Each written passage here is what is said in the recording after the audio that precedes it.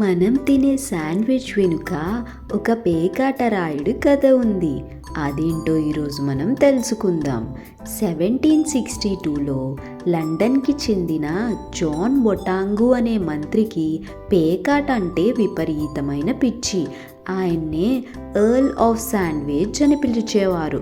ఒకరోజు ఆయన 24 గంటలు తీరిక లేకుండా కార్డ్స్ ఆడుతూ ఉండగా ఆయనకి బాగా ఆకలేసింది. కానీ ఆట మధ్యలో లేచి భోజనానికి వెళ్తే టైం వేస్ట్ అవుతుందని అనుకున్నాడు. కానీ అలాగే చేతులతో తింటే ఆ కార్డ్స్కి జిడ్డట్టుతుందని అనుకున్నాడు.